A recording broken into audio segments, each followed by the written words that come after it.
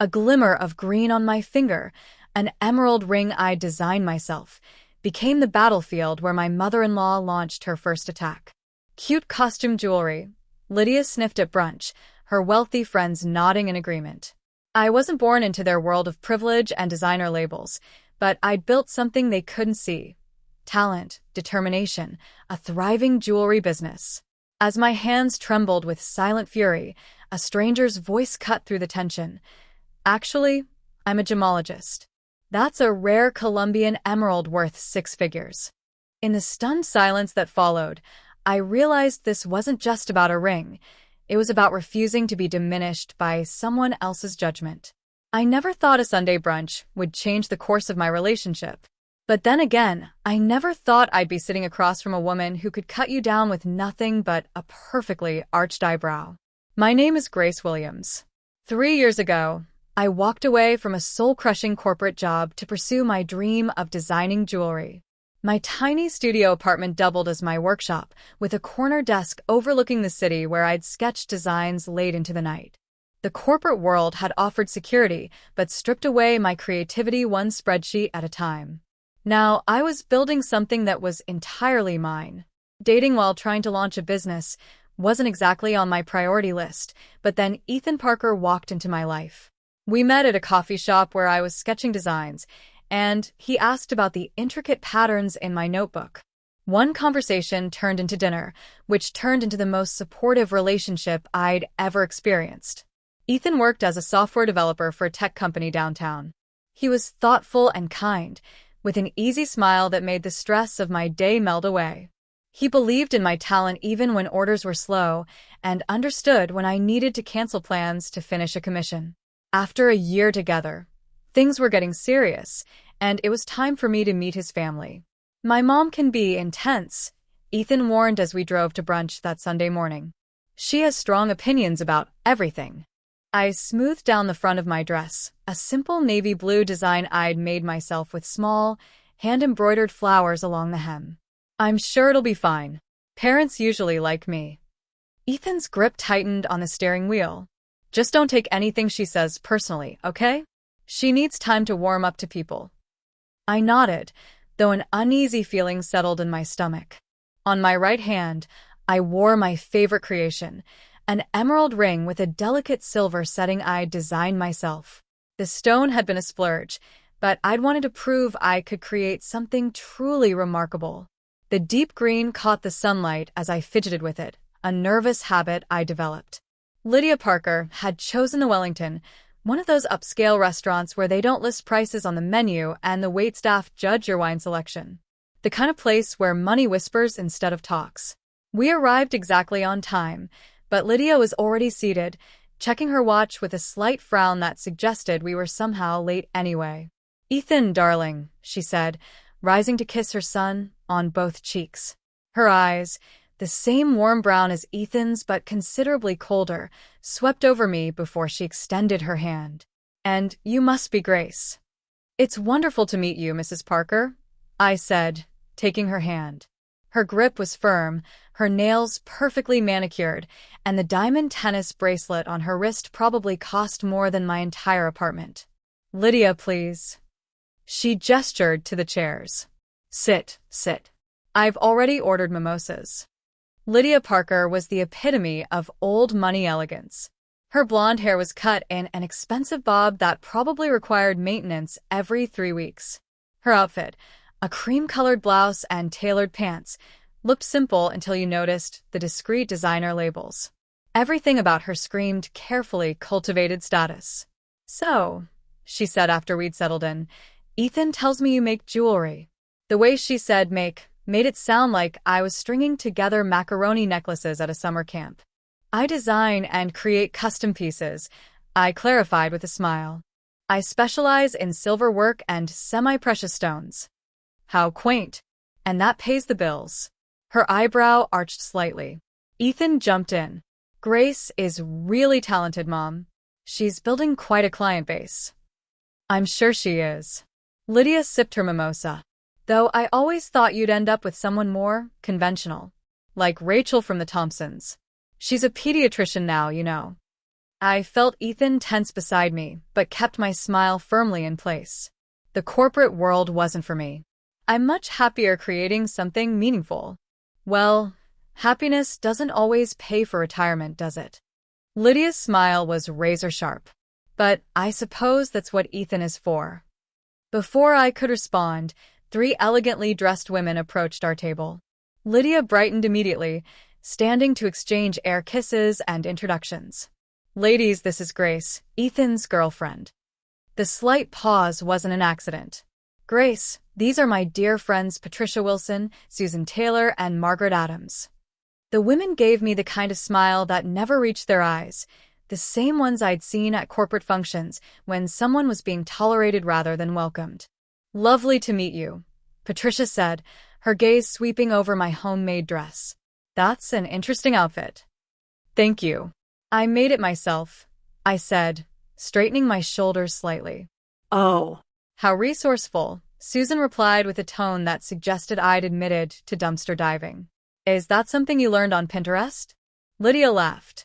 Grace is quite the crafty one. She makes jewelry, too. Speaking of, Margaret leaned closer, eyes fixed on my right hand. That's an unusual ring. Is it glass?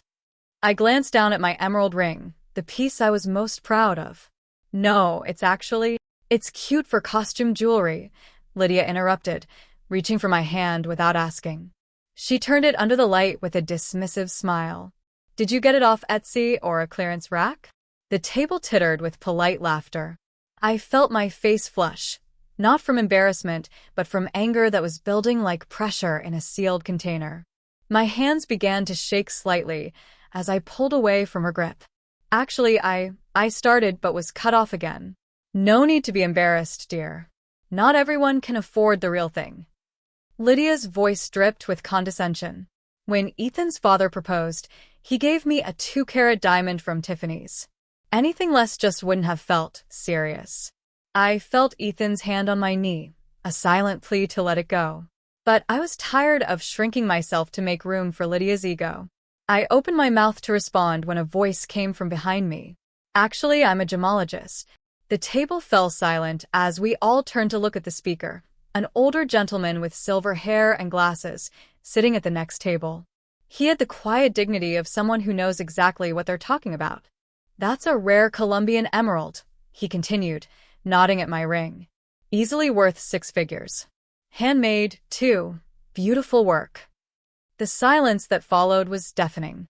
Lydia's face drained of color, her mouth opening and closing like a fish out of water.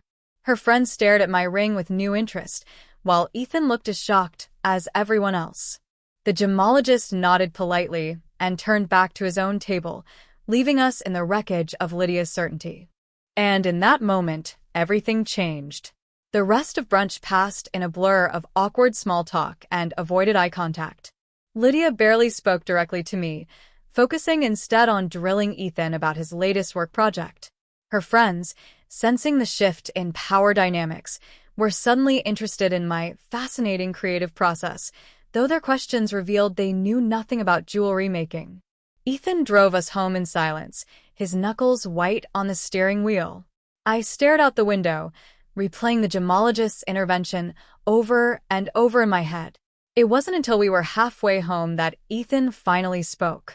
So, 6 figures? His voice was carefully neutral. I sighed, turning to face him. I designed it myself. The emerald was from an estate sale. A lucky find, really. I never meant to show off or anything. I like wearing it. You designed that? Ethan glanced at my hand, genuine surprise in his voice. Grace, that's incredible. I knew you were talented, but I had no idea you were creating pieces at that level. A small knot formed in my stomach.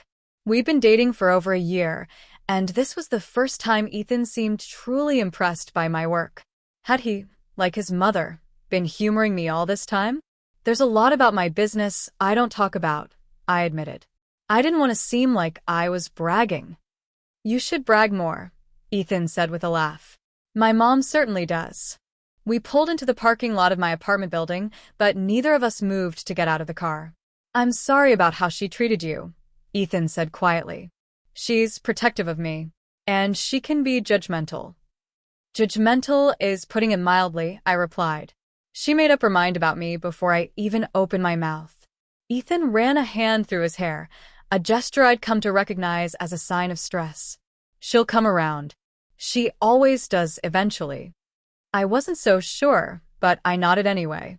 As we walked up to my apartment, memories from the past few years flooded back. The struggle, the doubt, the triumph that brought me to where I was today. 3 years ago, I'd stood in my corporate office, staring at my resignation letter. My boss had laughed when I told him my plans. Jewelry design? That's a hobby, Grace, not a career. The first year had been brutal. I'd sold most of my designer clothes and handbags, remnants of my corporate life, to fund my initial supplies. I'd worked nights at a bar to pay rent while spending days perfecting my craft. I'd cried when I made my first sale, a simple pair of earrings that a woman bought for her daughter's graduation. Then came the turning point. A local gallery owner spotted my work at a small craft fair and invited me to display a few pieces. A well-known photographer's wife bought one of my necklaces, wore it to an industry event, and suddenly my phone was ringing. 6 months later, I created a custom piece for a celebrity stylist that ended up in a magazine spread. I hadn't told Ethan much about that side of my business. When we met, I was still operating primarily through word of mouth and small boutiques. Success had come in waves, and I'd been too busy riding them to stop and explain how far I'd come.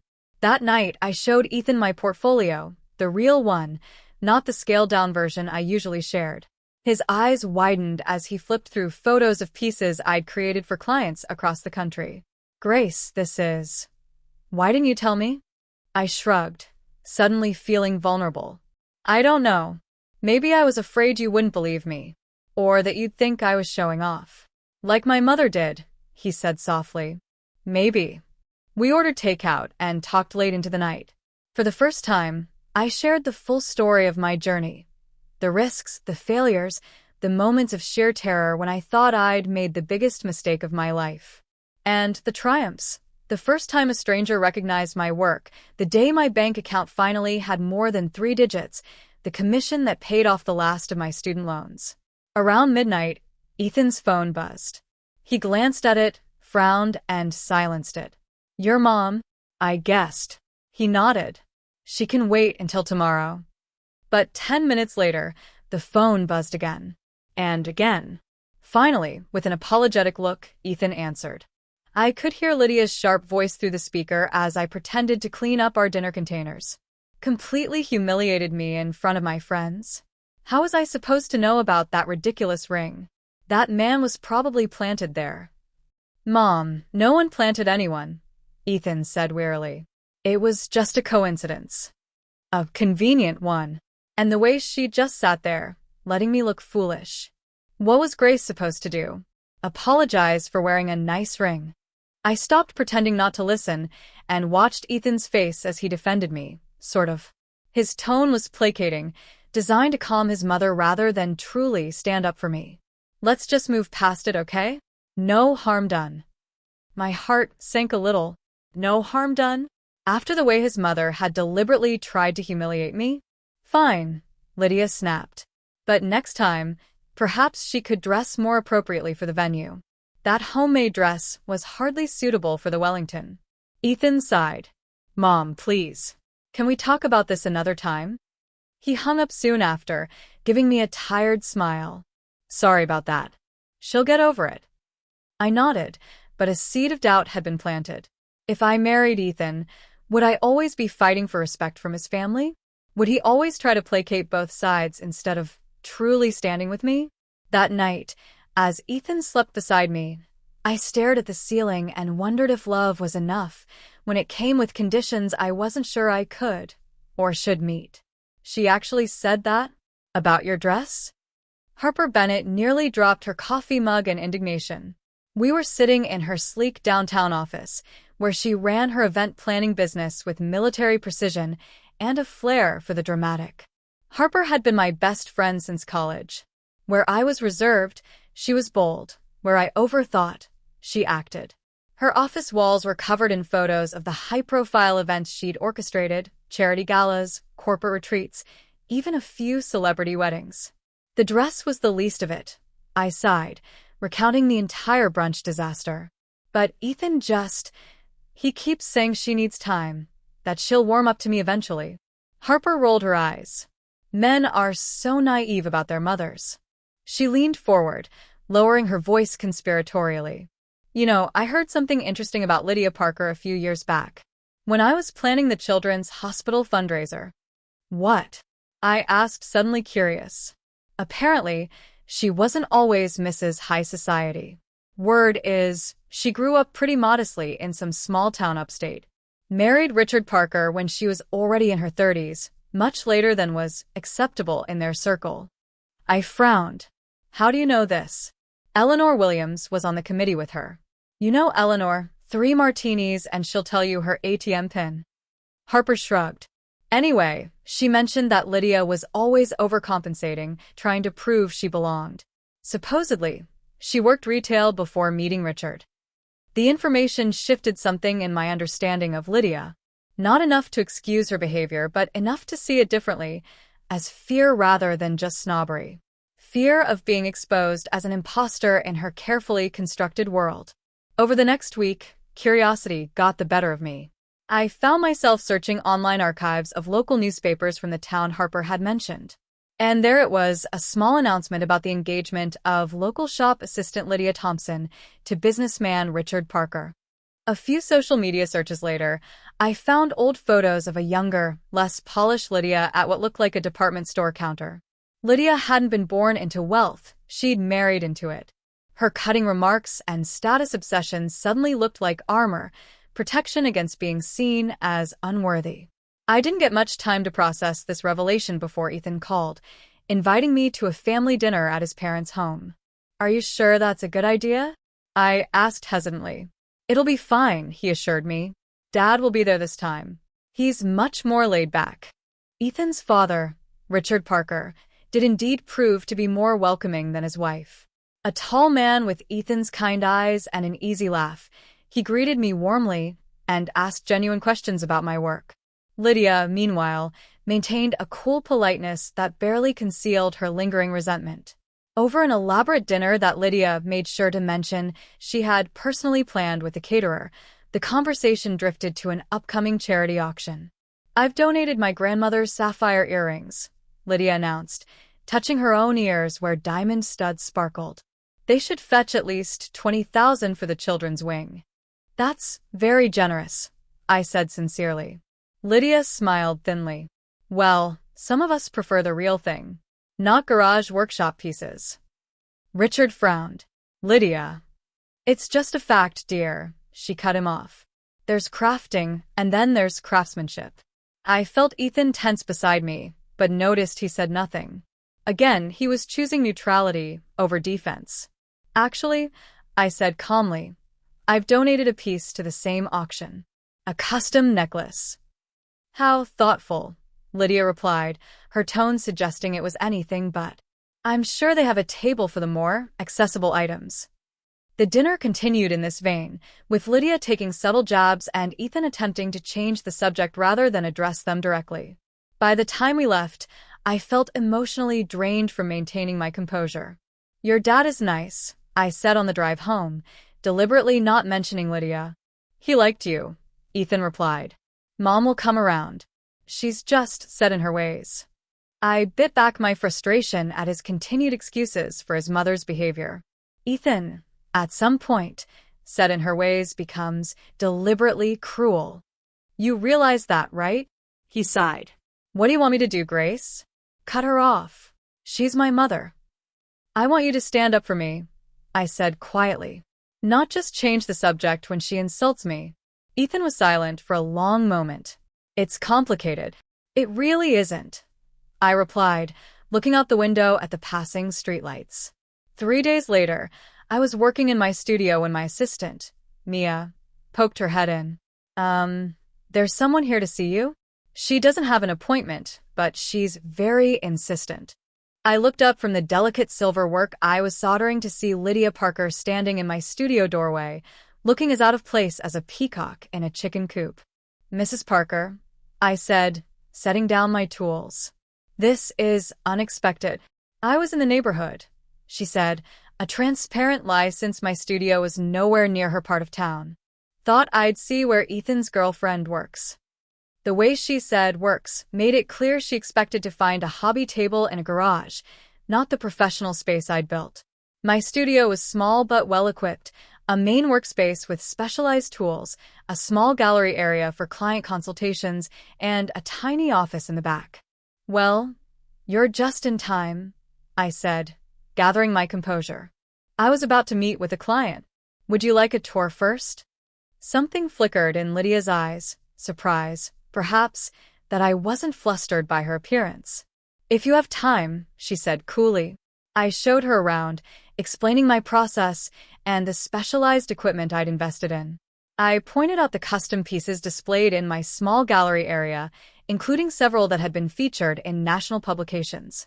This one was commissioned for a client's 25th anniversary, I explained, showing her a necklace with interwoven gold and platinum strands. The stones are selected to represent birthstones of their family members. Lydia studied it with grudging interest. And people pay well for this type of customization? They do, I confirmed, not elaborating on just how well. Most of my clients come through referrals now. As if on cue, Mia appeared again. Your 2 o'clock is here, Grace. A woman in her 40s entered, dressed in the kind of casual luxury that spoke of real wealth, the kind that doesn't need to announce itself. Caroline, it's good to see you again. I greeted her warmly. This is Lydia Parker, Ethan's mother. She stopped by for a quick tour. Caroline's eyes lit up. Oh, you're Ethan's mom. Grace has mentioned him. You must be so proud. Your son found quite a talent. She turned to me. My sister absolutely loved the bracelet you made for her birthday. Now my mother wants something special for her 70th. I introduced them properly, watching as Lydia's perception visibly shifted. Caroline Westfield was exactly the type of client Lydia would respect. Old money, impeccable social connections, the kind of person whose approval Lydia would covet. I have some initial sketches based on what we discussed, I told Caroline, leading her to my consultation table. I glanced back at Lydia. Feel free to look around more, Mrs. Parker. Mia can show you some of our catalogs. For the next hour, I worked with Caroline on design concepts while Lydia hovered nearby, pretending to browse but clearly listening to every word. By the time Caroline left, after booking a follow-up appointment and leaving a substantial deposit, Lydia had a strange expression on her face. You're actually successful, she said, sounding genuinely surprised. I am, I replied simply. It didn't happen overnight, but yes, I've built something I'm proud of. Lydia looked around the studio again, this time truly seeing it. Ethan never mentioned the extent of your business. Ethan doesn't know everything about my client list or finances, I admitted. I've always been independent that way. Why wouldn't you tell him? She asked, genuine curiosity in her voice.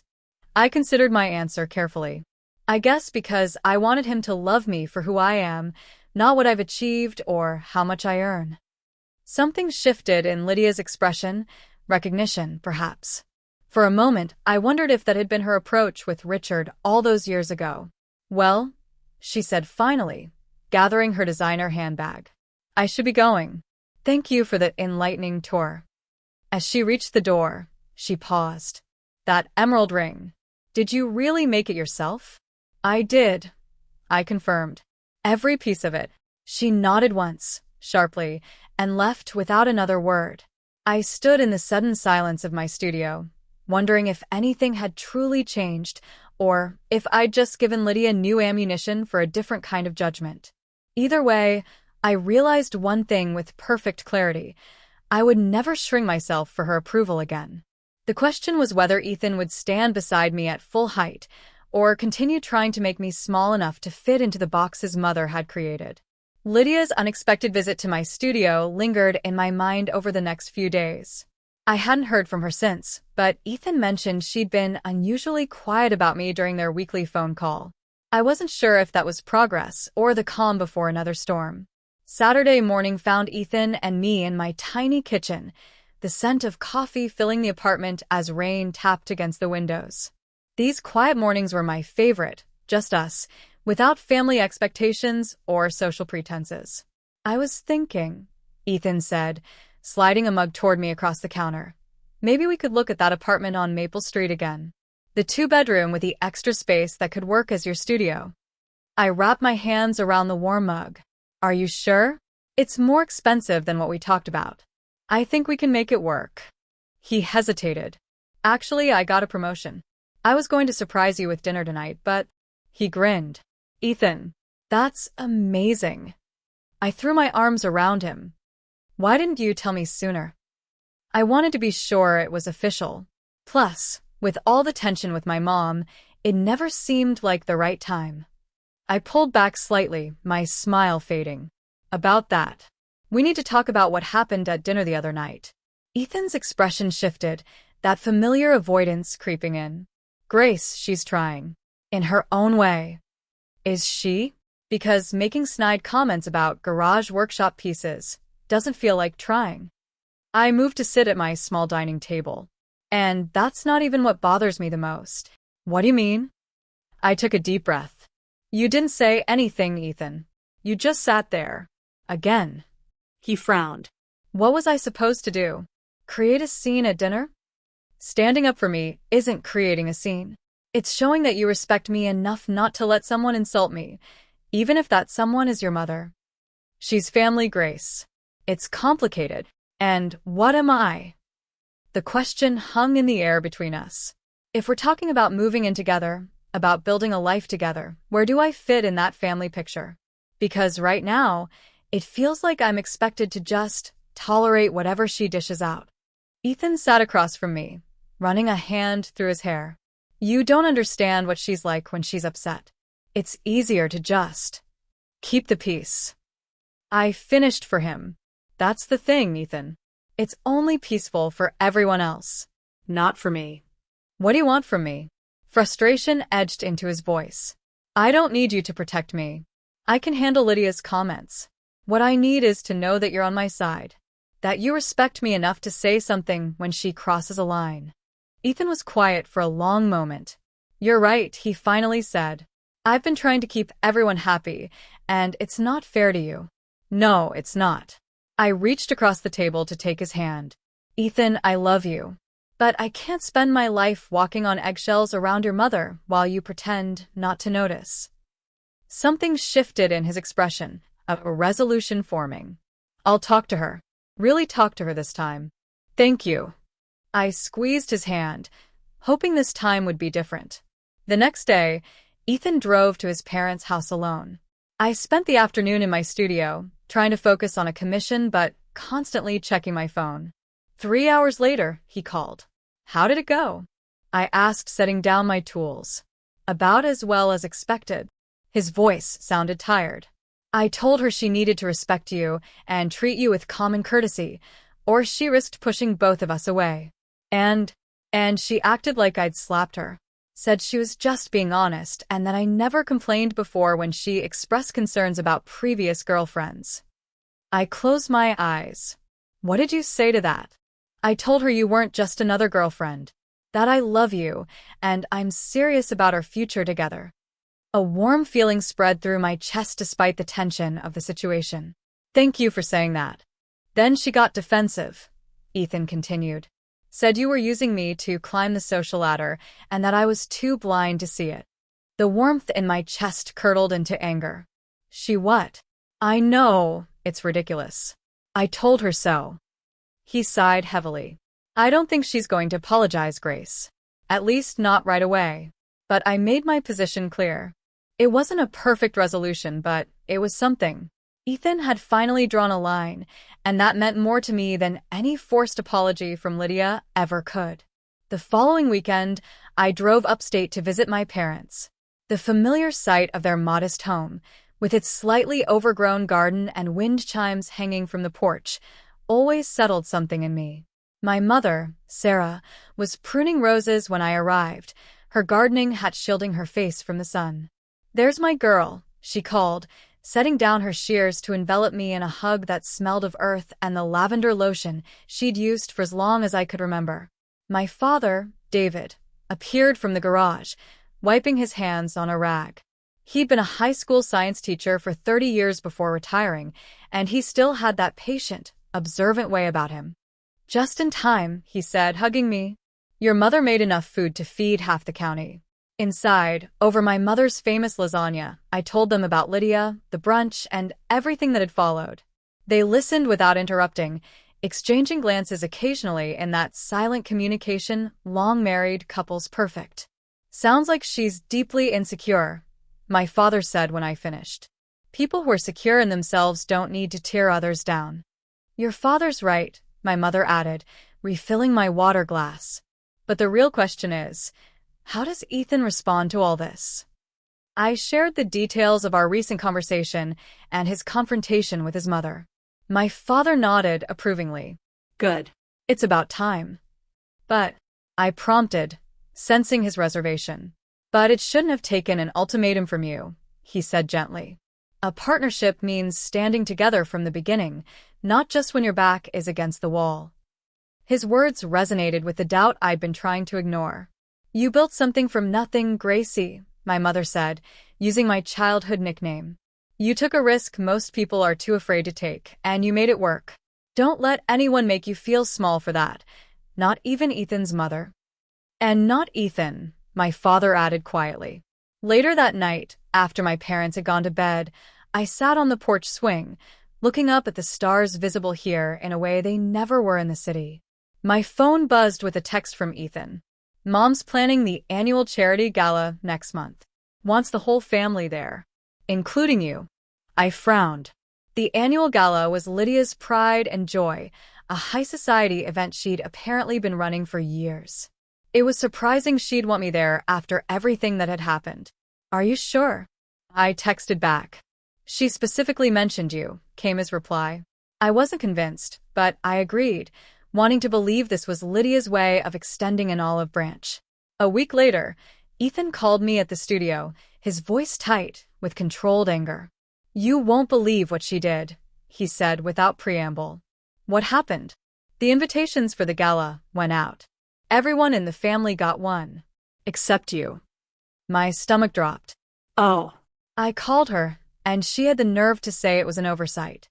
Then she said it was strictly invite only, and they had reached capacity. "Ethan. It's bullshit, Grace. She's doing this on purpose." Part of me wanted to let it go, to stay home that night and avoid another confrontation with Lydia. But a stronger part, the part that had walked away from security to build something of my own, refused to be so easily dismissed. "I'll talk to her myself," I said. "No need," Ethan replied grimly. "I already did. I told her if you're not welcome, then I'm not coming either." I was touched by his stance, but worried about forcing the issue. "Are you sure? This gala is important to her." "You're important to me," he said simply. "More important than some party." After we hung up, I sat at my workbench, turning one of my latest designs in my hands. It was a necklace featuring a cascade of small, perfect stones in varying shades of blue, designed to catch light with every movement. I thought about Lydia, about her thinly veiled contempt and the wall she'd built between us. And I thought about something Harper had mentioned weeks ago. I picked up my phone and called her. "Harper Bennett Events, how can I direct your call?" Her assistant's voice answered. "Hi, Jamie, it's Grace. Is Harper available?" A moment later, Harper came on the line. "Please tell me you're calling to commission a spectacular piece for my birthday," she said by way of greeting. I laughed. "Your birthday was last month, and I already gave you earrings. A girl can dream. What's up?" "The Parker Charity Gala," I said.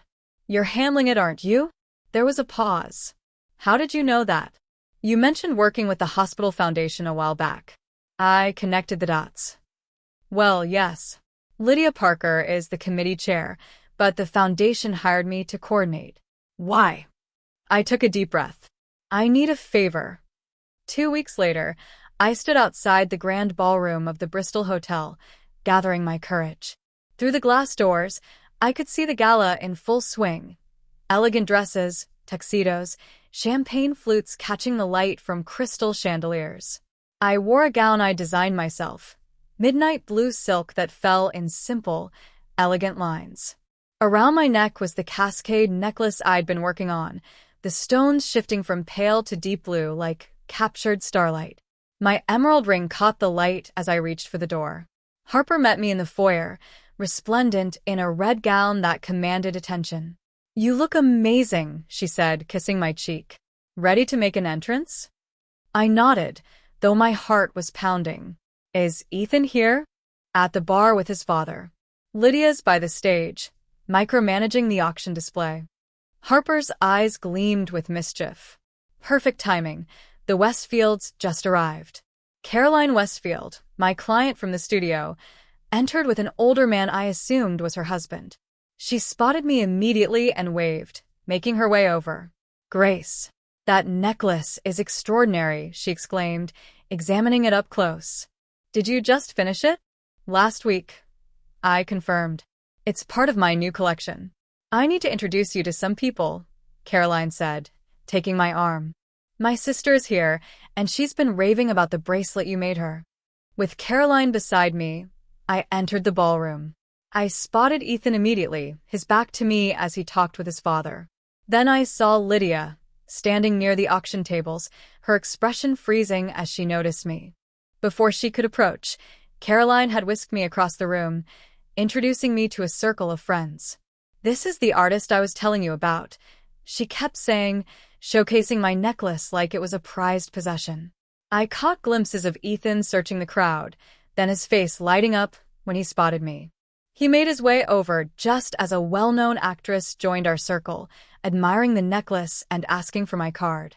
"You're here," Ethan said, slipping an arm around my waist. "And apparently holding court.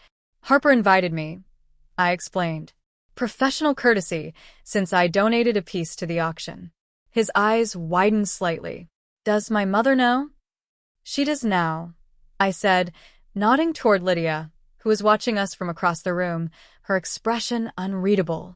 The evening progressed in a whirlwind of introductions and conversations. People who wouldn't have given me a second glance at Lydia's brunch now wanted to discuss my designs, my process, my inspiration. I caught sight of the gemologist from the brunch, now properly introduced to me as Dr. Alan Foster, a respected appraiser who worked with several auction houses. "Your work is exceptional," he told me, examining the necklace with a professional eye. "Have you considered a more prominent showcase? I know several galleries that would be interested." As we talked, I was acutely aware of Lydia hovering nearby, trying to appear engaged in conversation while clearly listening to every word. When a photographer from a local society magazine approached to take my picture, she materialized at my side, positioning herself in the frame. "Mrs. Parker," the photographer said politely, "could you step aside? We're doing a feature on emerging artists represented in the auction." The look on Lydia's face as she was gently moved out of the frame would have been comical if it weren't so revealing of her wounded pride. Later, as I stood by the auction tables examining the other donations, I overheard a conversation that wasn't meant for my ears. "That's Grace Williams, the jewelry designer," someone said in a hushed voice. "Her pieces are becoming quite sought after." "Really?" another voice replied. "Imagine being rude to her. She's about to go global." I turned slightly to see Lydia standing frozen nearby, having clearly heard the same exchange. Our eyes met briefly before she turned and walked away, shoulders rigid with dignity. The gala marked a turning point, not just in how others perceived me, but in how I perceived myself. For years, I'd downplayed my success, worried that owning it fully would make me seem arrogant or unlikable. But that night, surrounded by people who valued my work, I finally allowed myself to embrace what I'd built. Ethan was different after the gala too. Seeing me through others' eyes had shifted something in him, a new respect that shouldn't have been necessary but was transformative nonetheless. He called me the next morning, his voice warm with pride. "My phone's been blowing up," he said. "Dad's golf buddies keep asking if I can get their wives' appointments with you." I laughed, cradling the phone as I sketched at my workbench. "I guess they liked the necklace. They liked everything about you." His voice grew serious. I'm sorry, Grace. For what? For not seeing it earlier. How talented you are. How much you've accomplished on your own. The apology was sincere, but it left me with mixed feelings. Why had it taken external validation, other people's admiration, for him to fully appreciate what I'd been showing him all along? 3 days after the gala, Ethan called me from his parents' house. I could tell from his voice something had happened. Mom cornered me after dinner, he said. Asked if I was sure about us. My heart tightened. What did she mean by that?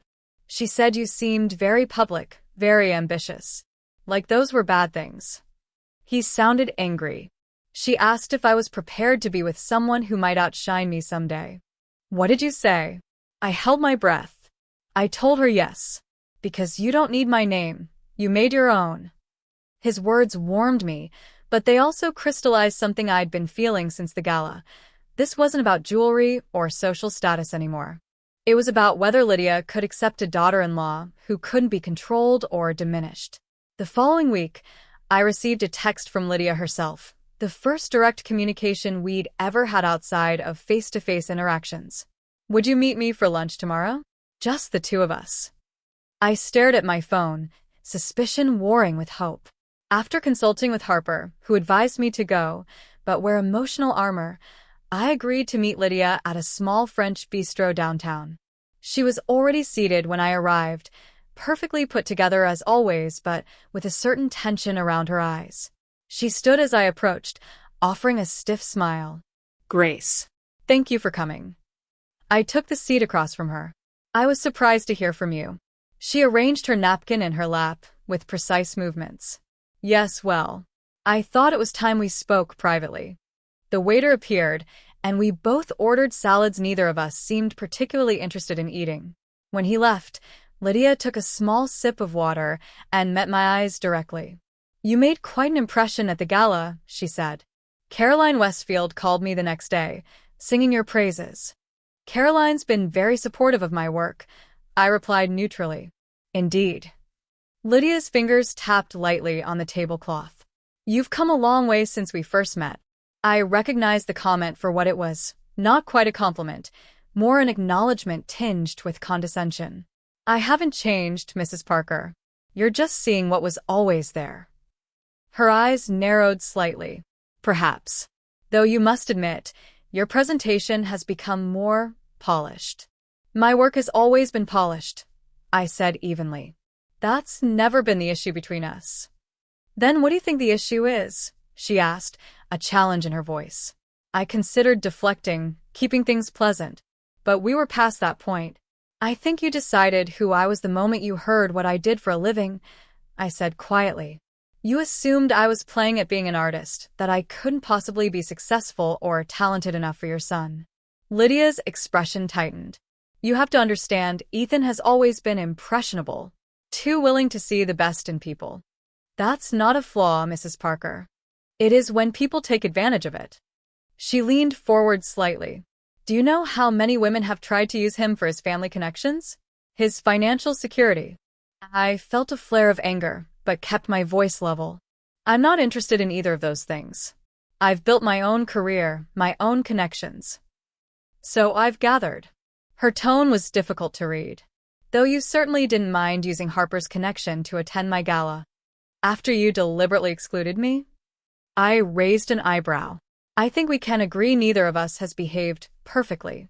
A flash of surprise crossed her face, as though she hadn't expected me to acknowledge my own part in our tension. No, she conceded. We haven't. Our salads arrived, creating a momentary reprieve.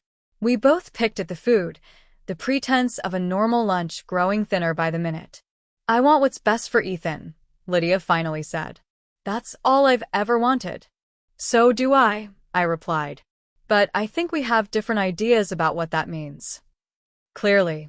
She set down her fork. He's changed since meeting you. Become more assertive. Is that a bad thing? He challenged me, she said, a hint of hurt in her voice. He's never done that before. I took a deep breath. Mrs. Parker, with all due respect, Ethan is 32 years old. He should be able to express his own opinions, especially when someone he cares about is being mistreated. Mistreated? She looked genuinely affronted. I was simply being cautious. You were being cruel, I said quietly but firmly. And I won't tolerate it anymore. Not the snide comments, not the backhanded compliments, not the social manipulations. Lydia's face flushed. So you're cutting me out? Turning my son against me? I'm just refusing to shrink anymore, I said, meeting her gaze steadily. Ethan loves you. That won't change. But our relationship, yours and mine, needs to change if we're going to be in each other's lives. Something shifted in her expression, a crack in the perfect facade. For just a moment, I glimpsed uncertainty, perhaps even a flicker of regret. Then it was gone, replaced by the polished mask I'd come to know. I see, she said, reaching for her purse. She placed money on the table, enough to cover both our barely touched meals. I should be going. I have a committee meeting this afternoon. I didn't stop her as she stood to leave. But at the last moment, she paused. You know, I wasn't always a Parker, she said, not quite looking at me. I worked for everything I have. It was as close to a personal revelation as she'd ever offered. I know, I said simply. Her eyes snapped to mine, surprise evident. Then, without another word, she left, her heels clicking sharply on the restaurant floor. I sat alone at the table, wondering if I'd just made things worse or if, perhaps, we'd finally reached a turning point of understanding. The weeks following my lunch with Lydia were surprisingly quiet. Ethan reported that his mother hadn't mentioned me during their weekly calls, neither positively nor negatively. It was as if she'd placed our relationship in a holding pattern while she decided how to proceed. Meanwhile, my professional life took an unexpected turn. The necklace I'd worn to the gala caught the attention of a buyer from Bellamy's, a luxury department store with locations in major cities across the country. After several meetings and a thorough review of my portfolio, they offered me a featured spot in their fine jewelry section. The morning the story broke in the fashion press, Ethan brought coffee to my studio and spread the magazine across my workbench. Rising star, Grace Williams brings fresh vision to fine jewelry, he read, grinning. Look at that photo. You look amazing. The article featured a professional shot of me in my studio, tools in hand, surrounded by my creations. The writer had focused on my journey from corporate dropout to respected designer, highlighting my commitment to craftsmanship and unique aesthetic. They want 5 exclusive pieces for the launch, I said, still somewhat in disbelief. And they're talking about a holiday collection, if those do well. Of course they'll do well. Ethan kissed the top of my head. I've been showing this to everyone at work. My team thinks I'm insufferable. You're proud, I corrected, leaning into him. Damn right I am. He wrapped his arms around me from behind, resting his chin on my shoulder. You did this, Grace. All of it. That evening, as we were preparing dinner in my apartment, Ethan's phone rang. His expression tightened when he saw the caller ID. It's my mom, he said, hesitating before answering. I could only hear his side of the conversation, but his responses were measured, adult. No placating, no walking on eggshells. Just honest communication. Yes, I saw the article. No, I didn't know about it beforehand. Because it's Grace's career, Mom, not mine to announce. When he hung up, he looked thoughtful. She read the article, he said. She actually sounded impressed. In her way. Meaning? She said she could see why Bellamy's was interested. That your designs have a certain unique quality. He raised his eyebrows. From her, that's practically a standing ovation. I laughed, but the acknowledgement meant more than I wanted to admit. 3 days later, a cream-colored envelope arrived at my studio, my name written in elegant script. Inside was a note card embossed with Lydia's initials. Grace. I saw the article in Style Monthly. Your feature in Bellamy's is well-deserved. Your craftsmanship shows dedication and vision. I may have been hasty in my initial assessment. For that, I hope we can move forward with a better understanding. Regards, Lydia Parker. It wasn't exactly an apology. The words, I'm sorry, were notably absent, but coming from Lydia, it was significant. An acknowledgement of wrongdoing, however oblique, and a tentative olive branch. I showed the note to Ethan that night. Will you respond? He asked. I considered the question. I think so. Not right away, though. I need to decide what moving forward actually looks like. A week later, Richard invited us to dinner at their home, a smaller, more intimate gathering than previous occasions. When we arrived, Lydia greeted us at the door, her usual perfection in place, but her manner subtly different. Grace, she said with a nod. That's a lovely blouse. Thank you, I replied, accepting the small compliment for the peace offering it was. Dinner was surprisingly pleasant. Richard asked about the Bellamy's collection, showing genuine interest in my creative process. Ethan talked about his latest project at work, the promotion now public knowledge. Lydia was quieter than usual, listening more than speaking. When she did contribute, her comments were neutral, sometimes even supportive. No barth compliments, no chateldics. After dinner, as Ethan helped his father select a wine from the cellar, Lydia and I found ourselves alone in the living room. I received your note, I said, breaking the silence. Thank you. She nodded, adjusting a flower arrangement that didn't need adjusting. The article was well written. They captured your dedication. They did. I paused, then decided to extend my own olive branch. I'm working on some new designs for the launch. I'd appreciate your eye, actually. You have excellent taste. Lydia looked up, surprise evident in her expression.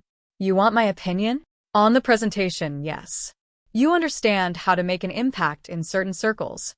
That knowledge has value. Something like respect flickered in her eyes. I'd be happy to help. It wasn't friendship, not yet. Maybe not ever. But it was a beginning, a foundation of mutual respect that might, with time and effort, grow into something more substantial. On the drive home, Ethan reached over and took my hand. That went better than I expected. Your mom was trying, I agreed. I can meet her halfway. He squeezed my hand. Thank you for that. For being the bigger person. It's not about being bigger, I said, watching the city lights stream past the window. It's about knowing my own worth isn't dependent on her approval.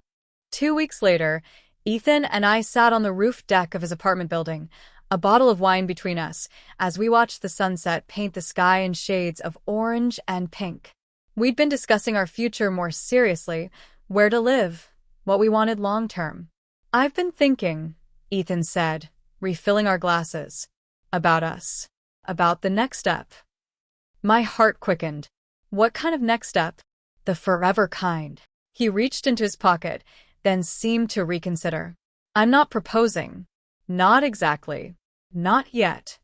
I raised an eyebrow. That's a lot of knots for one sentence. He laughed. What I mean is, I want to do this right. And I realized something. I don't want to pick out a ring for you. Oh. I wasn't sure where he was going with this. I want you to design it, he said simply. Your own ring. Not because of what happened with my mother or to prove anything to anyone, but because no one else could create something that truly represents you, represents us, the way you could. The sincerity in his voice moved me deeply. This wasn't just about jewelry or even about marriage. It was about respect for my craft, my vision, my independence. I'd like that, I said softly. No rush, he added. Take all the time you need. I just wanted you to know that's where we're headed. If you want that too. I do, I said, the words carrying weight beyond the moment. That night, back in my apartment, I took out the emerald ring that had started everything. I slipped it onto my finger, remembering the brunch, the gemologist's intervention, Lydia's shocked face. So much had changed since that day. I had changed, not by becoming someone else, but by refusing to be less than who I already was. I thought about the ring I might design for our future, what stones I would choose, what shape would suit my hand, what story it would tell. But most of all, I thought about what I had learned through all of this. That true respect isn't granted by others. It begins with respecting yourself. I caught my reflection in the window, the emerald glinting in the low light, and smiled. I never needed Lydia's approval. I just needed to stop letting her define me. And in refusing to shrink, I had finally found room to grow, into myself, into my work, and into a future built on mutual respect and genuine love. The emerald ring would always have a special place in my collection. Not because of its value or even its beauty, but because it had taught me the most important lesson of all. Sometimes the things that challenge us most are the very things that set us free. What would you sacrifice for respect? Your silence, your pride, or the comfort of fitting in? If this story resonated with you, please like, subscribe, and share for more tales of finding strength in unexpected moments.